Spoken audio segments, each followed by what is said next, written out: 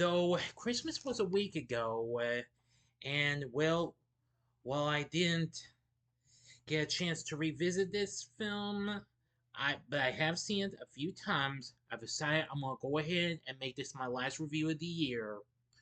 So prepare yourselves, cause here's a re-review of the original Black Christmas from 1974. Big T's Entertainment Rankings and Reviews.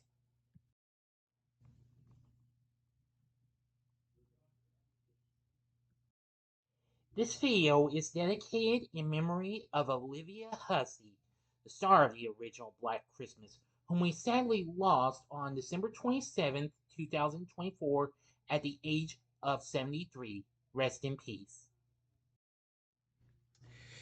Greetings, my fellow YouTubers. Welcome to Big D's Entertainment Rankings and Reviews. My name is Dual, better known to as the Big D, and this time around I bring to you a re-review of the 1974 Canadian slasher flick Black Christmas.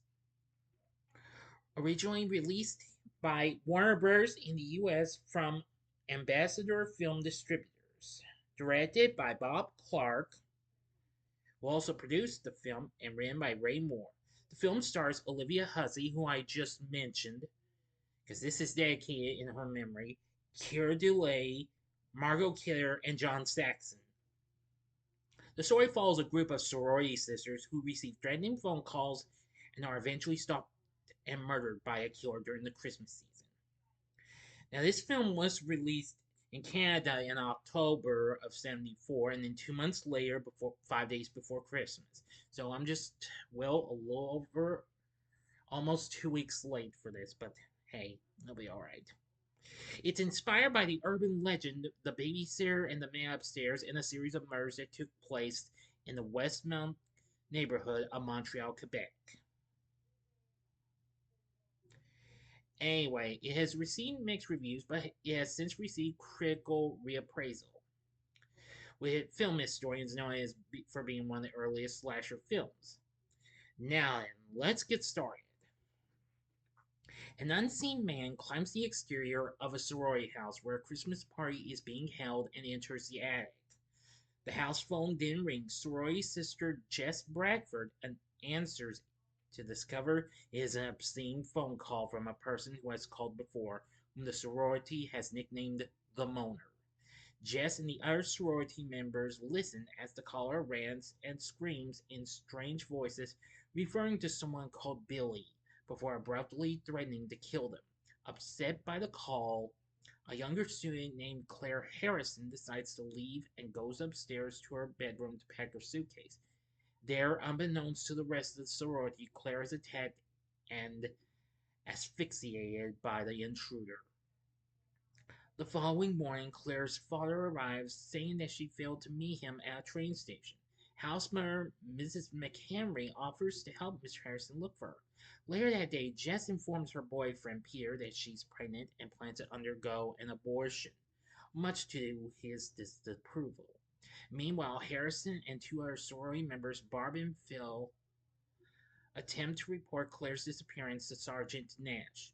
Nash doesn't take them seriously until Chris Hayden, Claire's boyfriend, barges in angrily later in the day and demands something be done about it. A search party is held that night for Claire, in which well, which Harrison along. I'm getting too sidetracked here. My apologies. Harrison, Chris, and most of the sorority gets involved. Meanwhile, Mrs. McHenry discovers Claire's body in the act before the killer murders her with a crane hook.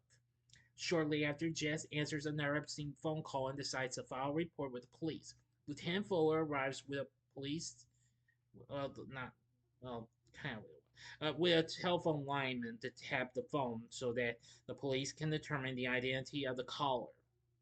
After Fuller leaves, a group of Christmas carolers appear at the front door. As Jess watches the singers, the killer sneaks into Barb's room and stabs her to death with a glass unicorn figurine, with her cries for help being drowned out by the carolers. Jess then receives another obscene phone call in which the caller emulates parts of her argument with Peter.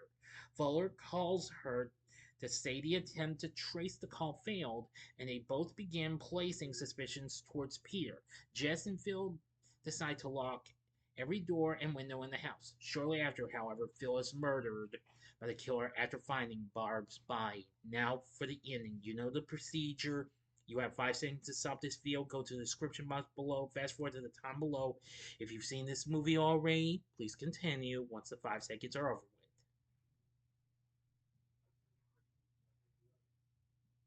Okay, you've been warned. Jess receives yet another obscene phone call, which is successfully traced by the police.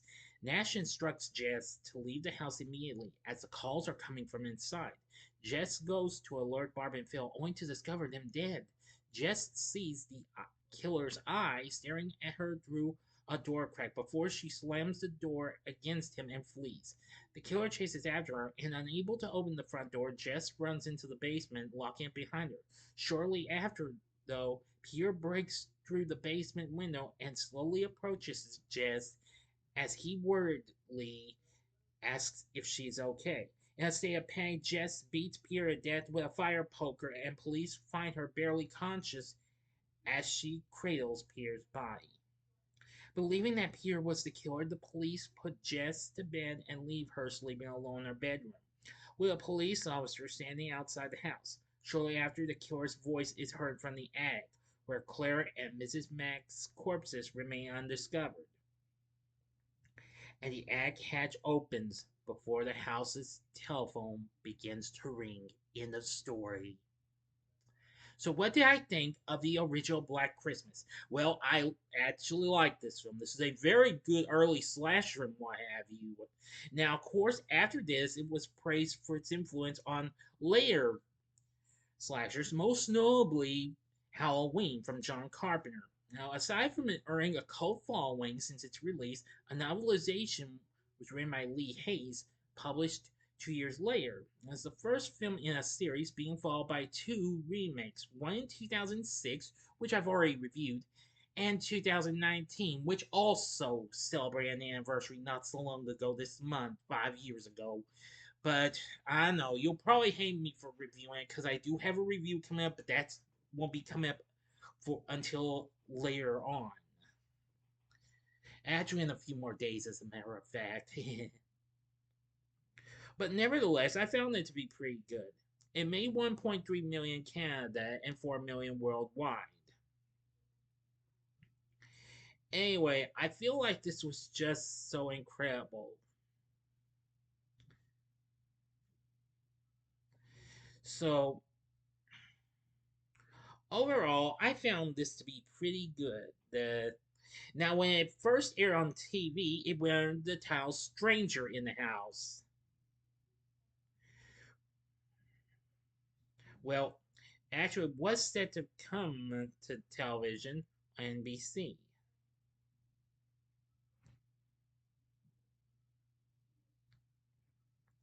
However, it was not. But however, it wasn't to be shown though.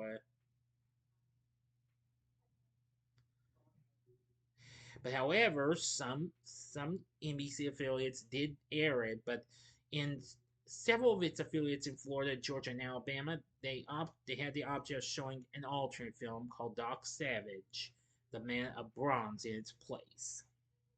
But that's understandable. It has been released numerous times on physical media. Now, of course, more recently, it was released on Blu-ray and also 4K Ultra HD by Scream Factory.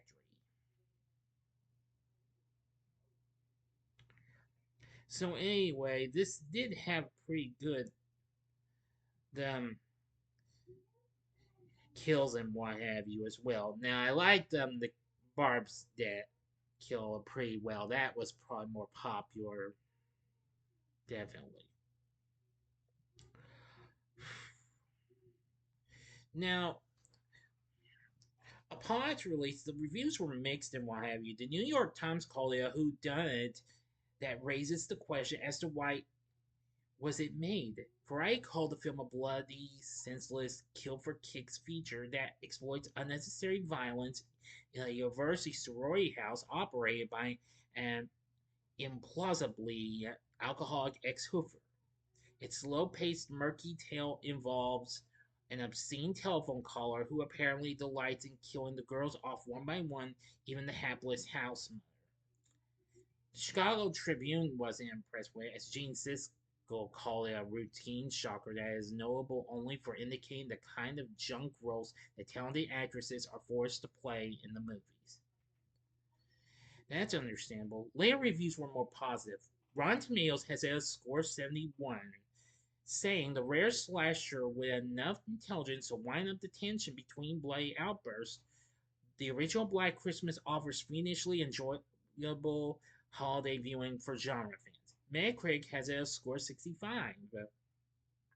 Film Threat called the film innovative and praised the lead actresses, which were Olivia Hussey and Margot Kidder, who I'm also saying rest in peace, even though she's been dead for several years. Anyway, Larry Malton was kind of factually mixed on, calling the film bizarre, but praised Kidder's performance as a standout. Of course, and this was before Kidder became even bigger by appearing in the original Superman and the Amityville horror years later. It later got nominated for a Saturn Award and won two of its three Canadian Film Awards. Anyway, this film eventually would go on to become a cult classic. Well, I will say the story's pretty good and what have you, and Carl Zitrer's score isn't too bad. But I really like the direction of this, as this was done by Bob Clark, long before he even gave us films like Porky's and A Christmas Story. Yes, you heard me correctly. He's the guy who did A Christmas Story. Yes, a cowboy wants a Red Ryder BB gun. You get. Yeah, I think you know the story. Okay, where was I? Oh yes, now I remember. For our cast, we have Olivia Hussey, whom I'm again, as I've said before, I'm dedicating this video in memory of her. She plays Jess. She was very good. This was after she did Romeo and Juliet a few years back, but I have yet to see that though, unfortunately. And she would later, well, she did some other films as well as play Mary in the television miniseries of Jesus of Nazareth. Her character Jess was really good. That was really good. Keir Dullea played Peter, very good. Margot Kidder played Barb. I liked her performance. John Saxon, who would later go on to be in the original Nightmare on Elm Street, and he's also done some other films and TV shows. He played Lieutenant Fuller. I liked his performance. Marion Wellman played Mrs. Mack. Phil, or that which is short for Phyllis, is played by funny gal, well, future funny gal, Andrea Martin, before she even became a big star on the sketch comedy show SCTV. And we've got several others. Les Carlson as Bill, Lynn Griffith as Claire, Art Hindle as Chris, Douglas McGrath as Sergeant Nash, and James Edmund as Mr. Harrison. Now, Billy was done by Nick Mancuso and was also phone voice, but was uncredited. Bob Clark himself played Billy's shadow, another phone voice, but was also uncredited. So anyway, I feel like the original Black Christmas will always be a great film, definitely. So overall, I found it to be a good film. I know it has a little bit of pacing issues, but nevertheless, it feels like it's probably a good whodunit slasher to come long before we even got Friday the 13th. So overall, it's not too bad of a film, but would I recommend this? I'd say hell yeah, go for it. I mean, it's available on physical media, so you should have no trouble finding it. But if you can't find it, it is on streaming services. Most notably, it's been on Tubi and it's been on Peacock and lots of others. You'll easily find it, just in case if you can't find physical media. But I think you can try. You can find it without much trouble. So what did you think of the original Black Christmas? Let me know in the comment section below. If you like this video, click the like button, subscribe, and be a part of the Big D Nation. Continue to help support my channel. Make it grow and make the views grow. Tell all your friends about my channel, get them to know me. Maybe they'd like to be a part of my Big D Nation, or you can share my vids with your friends if you like. And next time I'll be giving to you my schedule for January 2025. So if you like this, check out my re-reviews these other slashers, or should I say maybe slasher whodunit films. In the upper left-hand corner is my re-review of the original Halloween from 1978. The upper right-hand corner is my re-review of the original Friday the 13th. Or you can go to the bottom left hand corner and see my review of the first remake of Black Christmas from 2006. And the bottom right hand corner is the button you can click to subscribe. If you like rankings and reviews on movies, TV, music, video games, etc., then I'm your guy. Thanks for watching. Until next time, I'm the Big D saying, see ya, and again, rest in peace, Olivia Hussey. Bye now.